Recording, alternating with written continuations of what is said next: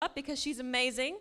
As you may know, she's best remembered as Jennifer, the girlfriend of Michael J. Fox's character Marty McFly in Back to the Future. Let's give a warm welcome to Claudia Wells. Woo!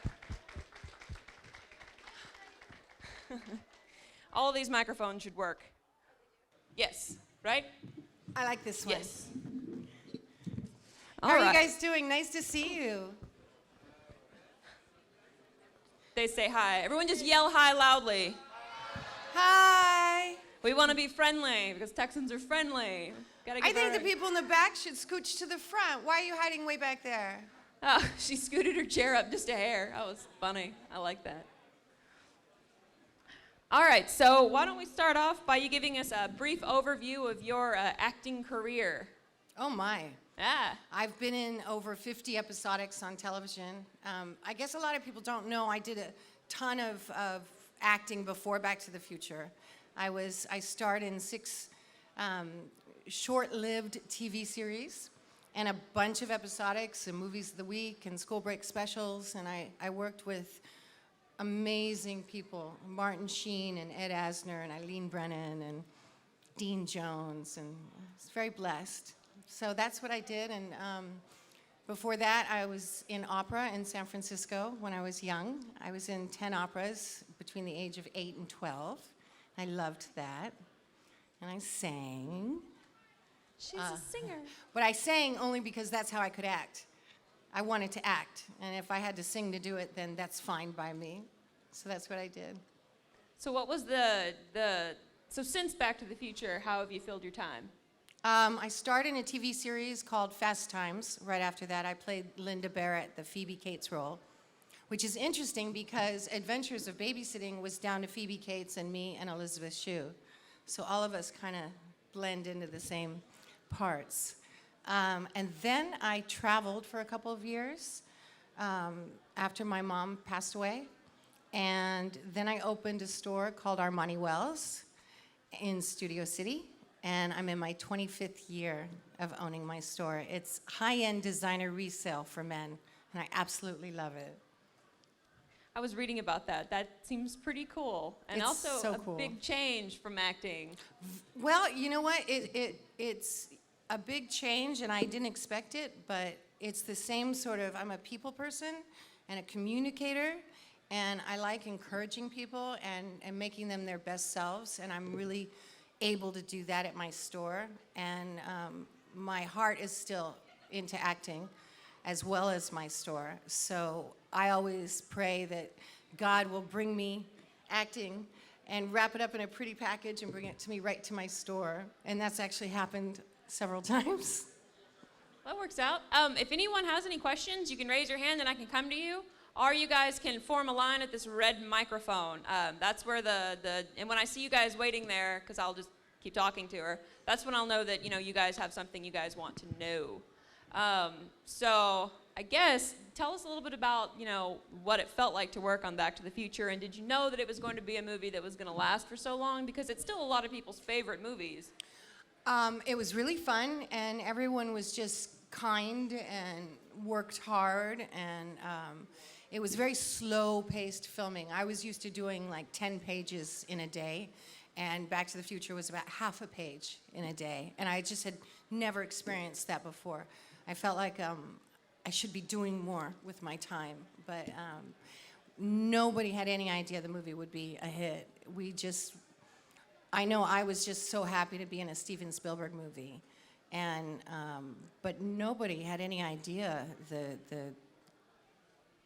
amazing, effect that Back to the Future had. And Bob Gale, who wrote and produced it, calls it the gift that keeps on giving. I mean, it's just extraordinary after 30 years that every generation is like a new fan base for the movie. It still works, and I'm just incredibly grateful I got to be in it.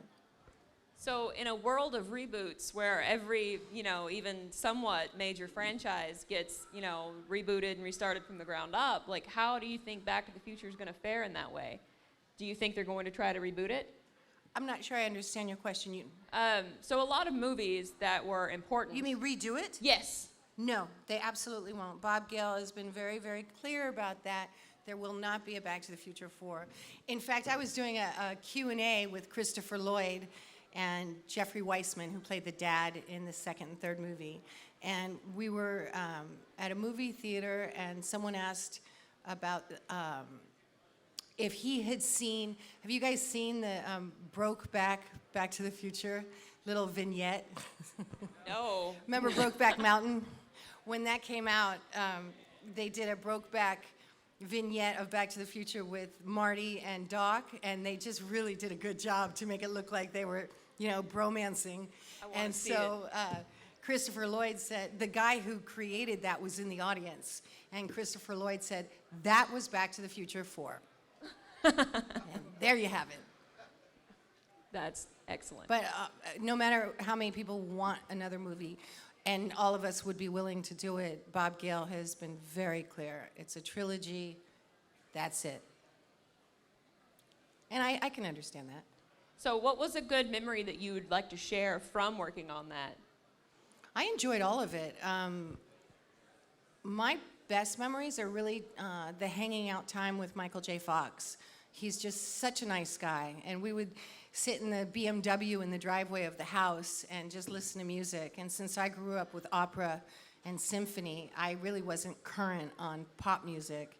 So I felt cool listening to 95.5 with Michael J. Fox. It was fun. Does anyone have any questions? I can come to you. I'm pretty transparent. I'll answer whatever you ask. Oh, nice. Good job, Green Lantern. You tell us about the last time you had contact with Michael J. Fox. Yeah. I saw him in August in London. There was the biggest Back to the Future cast reunion at a show ever. And it was like the chemistry had never changed. It was like no time had gone by. We were just looking at each other and talking, and I love you, and it's so good to see you. And it was wonderful. He's exactly the same as he was, and our friendship, it's funny. I'm the kind of friend that if I see you now and we're great friends, if I don't see you again for 20 years, we're still great friends. And it'll be like 5 minutes went by, not 20 years. It was like that. Do we have any? Oh, all right, we've got two. I'll come to you. Did y'all get to play any practical jokes on the dock or anything while y'all were making the movie? One more time. Did y'all get to play any jokes on dock whenever y'all were making the movie? You know what's so funny about that? Christopher Lloyd is actually a very shy man. So he didn't chat much or joke much. Because I've done so many autograph shows and conventions with him, now we're great friends and we chat and we talk, and he and I were the only two cast members who did the Back to the Future video game. But back when we did the movie, I really didn't know him because he didn't talk to us. Not on purpose, it's just his personality. You had a question? I got two questions. Is Doc Brown or Christopher Lloyd is crazy in real life, or is he just, that's his character? Mad scientist kind of thing? Not at all. He is the most normal, sane, he's the kind of man who you listen to him because he won't talk unless he has something to say, like at all. He didn't talk to there was an agent that flew with him to a show that he'd never met before. From the car ride to the airport and the entire cross-country flight, he never said a word because he didn't feel like it. He's just that kind of a guy, but I love people like that because then when they say something, you really want to hear it. Not really. I think he's just an absolutely brilliant actor. He's very normal. Okay, since you're a time traveler, do you know who our next president's going to be?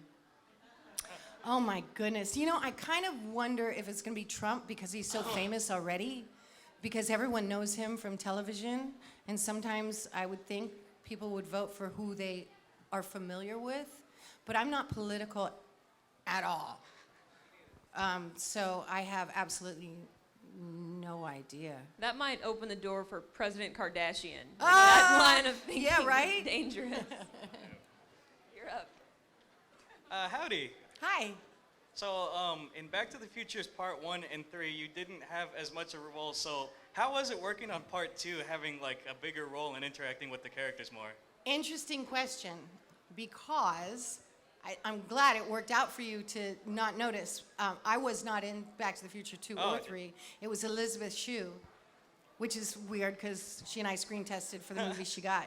But my mom was diagnosed with 4th stage lymphoma in between 1 and 2, and so I backed out of doing 2 and 3. It actually was supposed to be a larger role than it turned out to be. And they were really sweet, and they really wanted me to play it, and I just wasn't in an emotional place to do that. My mom was the only thing I was thinking about. All right, thank you. And so, since you worked on 1, is Biff's character, like the actor that plays Biff, is he really the nice guy? Like, is he the complete opposite of? You know, it's so funny with actors. It's the guys who play the meanest roles and the toughest men are the sweetest guys. And so no, Tom is just a sweetheart. And if anyone hasn't YouTubed his video where he's playing the guitar and singing about Back to the Future, you absolutely have to. He's so funny. Terrific, nice guy, good dad. He's an artist also, mostly a stand-up comic. All right, interesting. Thank you. You're Thank you so welcome. much. I had a question. I had heard the role of Marty McFly was recast. Yes. Was that awkward on set when? Well, it was interesting because I was cast as Jennifer, and Eric Stoltz, who starred in Mask, he's a genius actor. He was cast as Marty. I did boyfriend-girlfriend pictures with him, and then a pilot I had done the previous spring called Off the Rack with Ed Asner and Eileen Brennan got picked up to be a series. I'm kind of veering toward the answer. And it was at the same time as I was supposed to do Back to the Future, so I had to back out of the original Back to the Future. Wow. They recast my part because ABC wouldn't allow me to do both jobs. I did the TV series for 7 episodes. Eric Stoltz filmed for 8 or 9 weeks. I was done with my film. Eric got let go in the middle of the night during one of the shoots. They brought in Michael. They let go of the girl they cast in my part, and they rehired me. Wow, I didn't So hear it that was part. Kismet. Crazy, right? Yeah. So yeah, Eric, they filmed for 8 or 9 weeks and had to do everything over again with Michael. Thank you. You're welcome. Does anyone have any other questions they want to talk to you about maybe Back to the Future? Excellent. All right, so since then, you filled your time with some sci-fi roles where you get to play a really alpha, take Yeah. no crap from no one Love that. kind of woman. And that's probably different than what you might have been used to playing the adoring, loving girlfriend. So how do you get in that space, and do you like those kinds of movies? I love my dream of the kinds of parts I want to do are really gritty roles or mean. I just want to do something completely opposite character. Hi, Marty. So I was very happy to do the sci-fi movies and play these tough characters. And that's what I'm looking to do is gritty stuff. I mean, I was always the ingenue and the girlfriend and the daughter, but I'm not 18 anymore. I'm gonna be 50. So I want to do grown-up, rough, tough parts. Well, I could definitely understand that. Everyone loves playing a good villain. Yeah. Something you get to chew on, Heroes, they just want to be good, but you could be a villain for a lot of different reasons, That's it. That's it. They're fun parts to have. Does anyone have any questions? Anything they want to ask? So what made you want to be an actress? That's the I basic knew I wanted question. to be an actress since birth. I mean, when I was 2 years old and I was watching television, I knew I wanted to be in that TV. And I would tell my mom, I wish I could be little enough to be in the TV because I wanted to be an actress like everyone else in there. Because I thought they were little people to fit inside the TV. It's just, I was born knowing my life. I mean, I used to look at kids in kindergarten and grade school and think, isn't that strange? You don't already know what your whole life's going to be. Because I absolutely had a vision of it. And this part of my life, owning the store, was never part of my vision. This is all a surprise. But I think some people are just born knowing what their passion is, and I believe that when you have a passion, it's a gift that God puts inside you, and he stirs up that passion to help you go toward that gift that you've been given.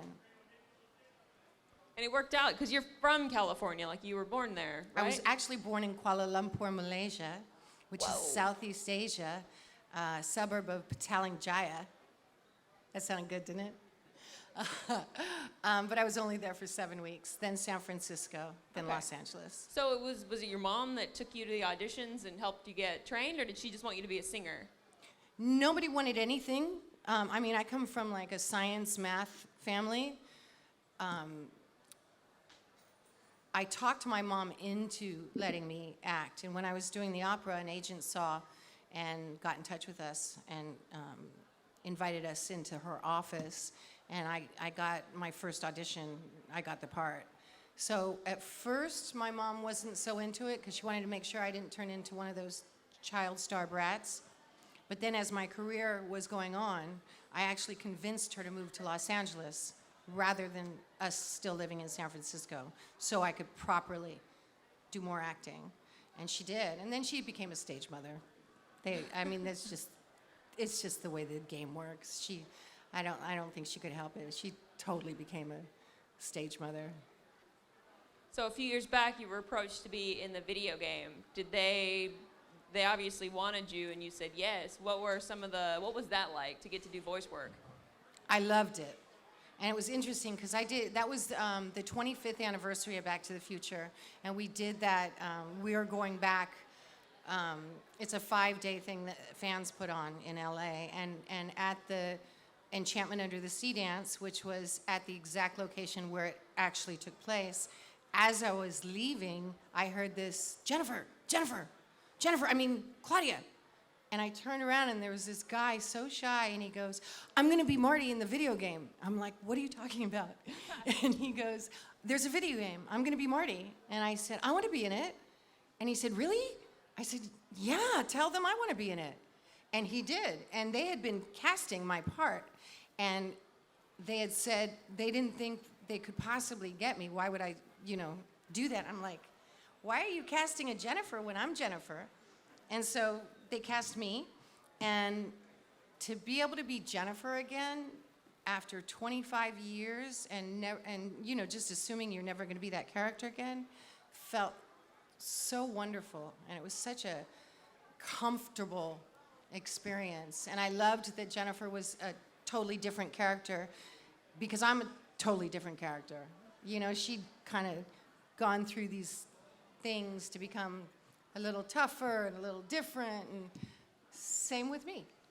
However, I don't know anything about computers, and they gave me a password, and I couldn't figure it out, and I didn't have the patience because computers are like weird to me. So I've never seen it. So if anyone's played it, I just want to know if I was okay. There's got to be YouTube videos out there. Yeah? Are you sure? Yeah. Oh, I didn't think about that. That's a good idea. There's always a way to get there. You don't But have to play the game. I loved that experience. I love doing voiceovers. I want to do more. Does anyone have any questions? Yesterday, I got in trouble for not asking if people had questions enough. So every 2 minutes. All right. She has one. Oh, who? I see. It's not so much a question as it is just an interesting comment. I texted my parents just now to let them know I was listening to your Q&A panel. They're home way far away from here. My mom said, that's so funny. We're watching Back to the Future 1 right now. No way. What are the chances? That's awesome. It's on TV all the time, isn't it? It's on TBS now? Is it? So, yeah. Good. So when you see a DeLorean, do you usually freak out and yell like, "Oh my God, it's a DeLorean"? I never freak out because I'm a DeLorean girl. I'm like, if you think DeLorean, most people think Jennifer. I go to the DeLorean car shows. I've got friends who have DeLoreans, and at my store anniversaries parties, I always throw a big bash on my store anniversary party. I usually have a couple of time machines parked in front of my store because people love that. And actually, at my anniversary party, I think it was either last year or the year before, and we had the DeLorean time machines. There was a car crash right there in front of my store, and we all went out to check, and the girl was crying. She was literally wearing a Back to the Future t-shirt. She had no idea about my store or me or anything. She saw the DeLoreans and she got so excited that she didn't look in front of her and she crashed. When the cars were taken care of, she came into my store. It was also her birthday. So we all sang happy birthday to her and she stopped crying. But yeah, DeLoreans are something. So what was it like meeting Michael J. Fox for the first time? Fun. Yeah? They sent me over. I met him, I think they must have been filming the dance scene because I met him at the United Methodist Church where the dance scene was done. And they called him out and he came outside and gave me a great big hug and glad to work with you, nice to meet you. You know, I mean, actors are like family from the beginning. We just are a clan. So it's always sort of an immediate intimacy.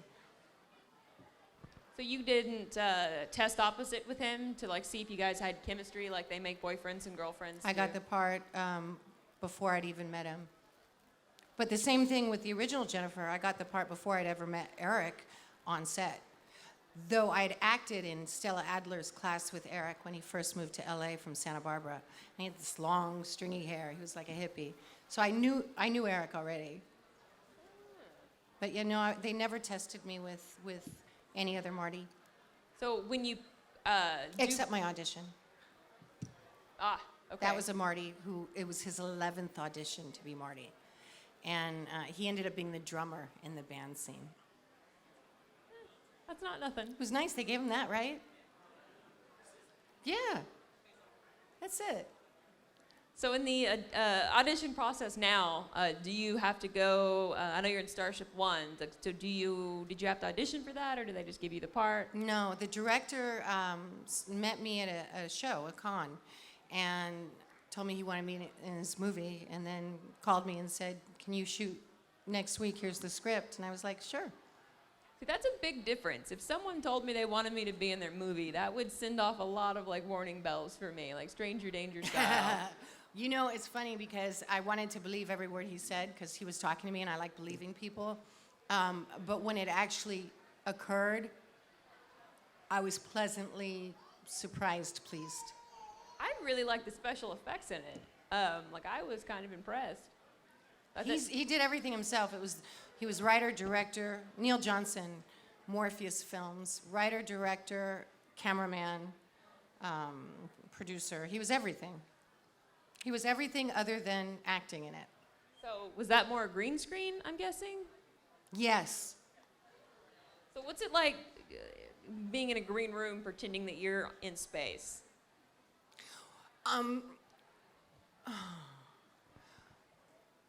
You're kind of not looking at anything and they tell you, look from here to here and then there's going to be an explosion. So you have to do the expressions and it's just acting, you know, it's just acting. So for me it was not difficult because when I'm acting I use my imagination like a child.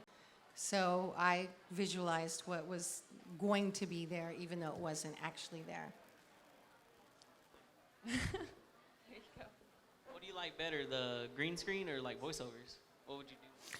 I really want to do more voiceovers, and I thought like for sure I'd be in because the voiceover game is sort of a niche that's hard to get in. And once I was doing the video game, I thought, I'm in. I'm going to start doing video games and voiceovers, and I didn't pursue it. I just kind of thought it would find me, and it didn't. I would love to. I would love to do all of that. It's a fun job. I like that question. So what is it, so let's say that you wanted to do more voiceover work. What would that involve? Would you have your agent reach out and contact people? Well, it would involve my putting together a tape and finding an actual voiceover agent and then auditioning for things. And I actually have customers who are huge voiceover people. And Goldie Wilson from the movie is one of my best buddies and also a customer. He's a huge voiceover guy. So I have easy avenues if I'm going to do it. It's just a matter of putting my mind to it. Like I said in the movie. You should do it. Yeah, if you put your mind to it, you can do anything. I bet you do make lots of friends at these conventions and shows. Does it? I do. Yeah. I love doing these because I make great friends with fans and I make great friends with the other actors. So, we move a lot of people around. So we had like Manu Bennett here one time. And You had who? Manu Bennett, he's in Arrow and he was in Lord of the Rings. Well, one of his good buddies is also in movies. And so when they run into each other at these conventions, they get really excited and they bro out and it's adorable. So is there anyone that you just happen to get matched up with at these conventions that you like? Unlikely friend? No, it's a lot of people. And it's an interesting kind of fun dynamic because I have these great friends, but I only see them in other countries or other states. And that's it, because I see them at shows. So Giancarlo Esposito is a wonderful friend that I only see at shows. Ernie Hudson is one of my great buddies that I met at a show. And what do they do? Everybody. Huh? And what do they do? What do they do? Ernie Hudson was in Ghostbusters, and he's done over 100 movies.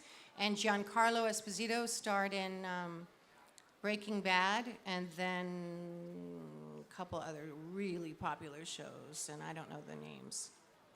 Let's say okay. But he's incredibly famous. We were just sitting chatting, and so many people were coming up to him, and I was like, "Who are you?" So when you meet people, you're like, so what do you do? And then they're like, oh, well, I was in Breaking Bad. And then you're like, oh, I've seen every episode. I've never seen any. How have you... And I've never seen anything that most anyone has done. I haven't seen anything that anyone has done who are guests here. Winnie the Pooh. You've had to have seen that. I just found out that Jim is the voice of Winnie the Pooh. I've definitely seen Winnie the Pooh. Yeah. And I'm going to be asking him to do a voice of Winnie the Pooh for me. I think you should. I support you completely.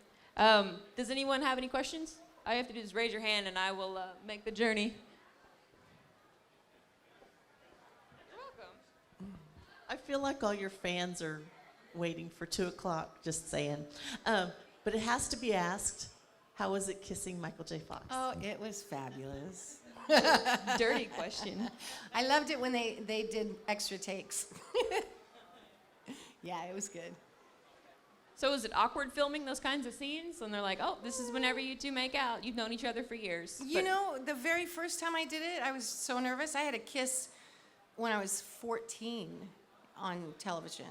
And then I had a making out on the TV series Fame.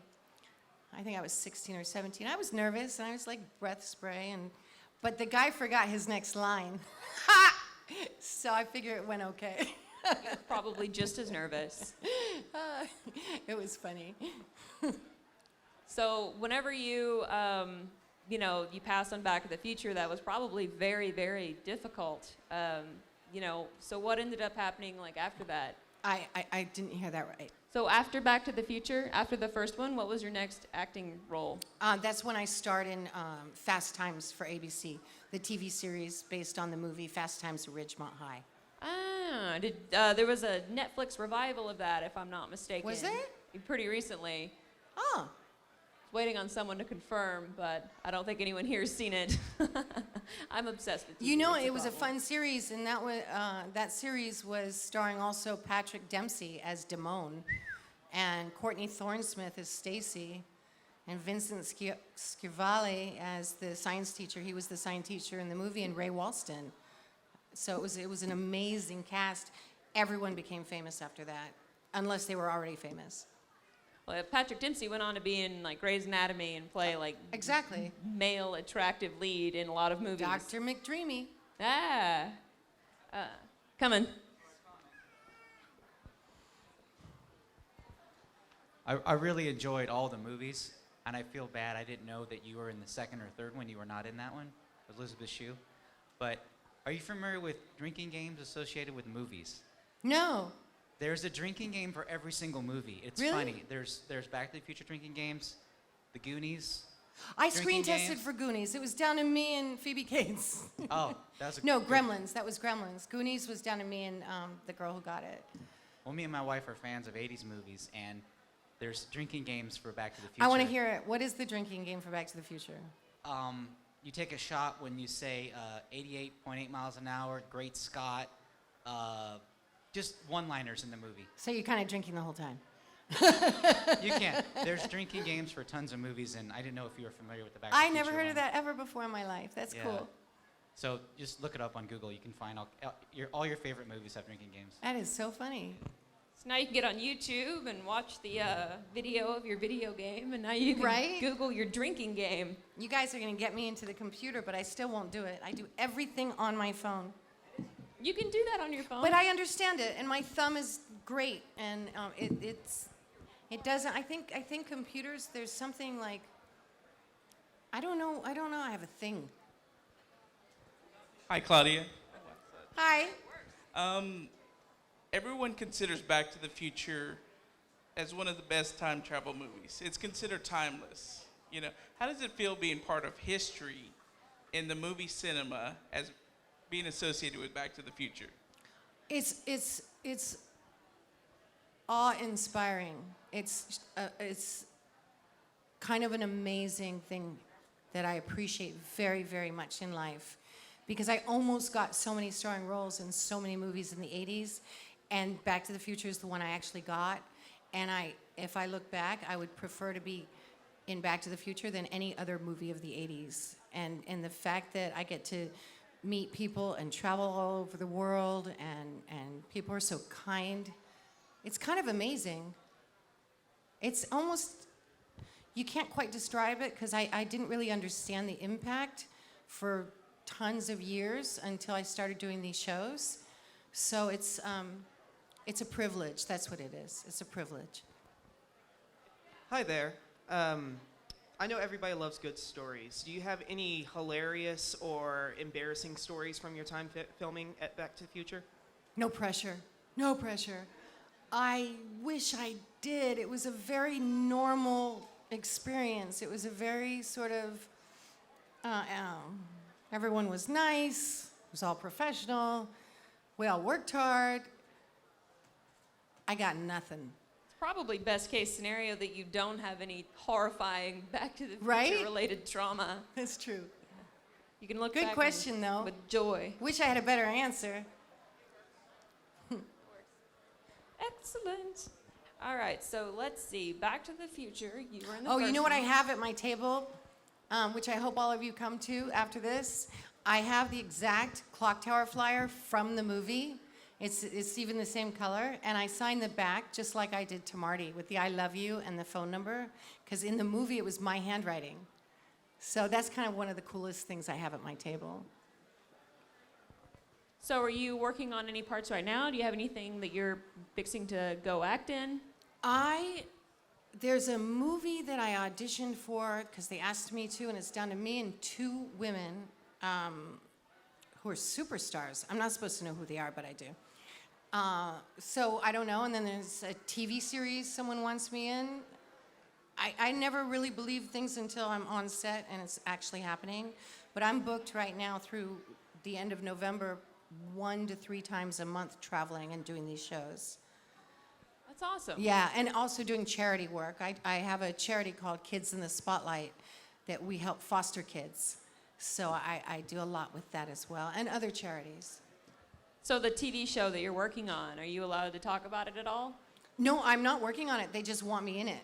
Okay. But I didn't even read the script because nothing was set, nothing was solid. So I'm kind of waiting until it's more real. Because, you know, LA, everyone talks, everyone has a good idea, and everyone means it to happen, but it doesn't necessarily. So my whole thing is I don't get excited about things before they occur.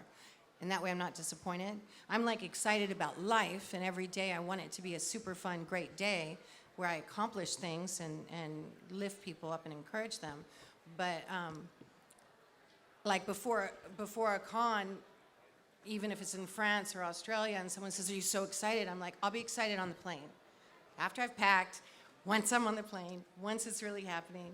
So That was a long answer to a quick question.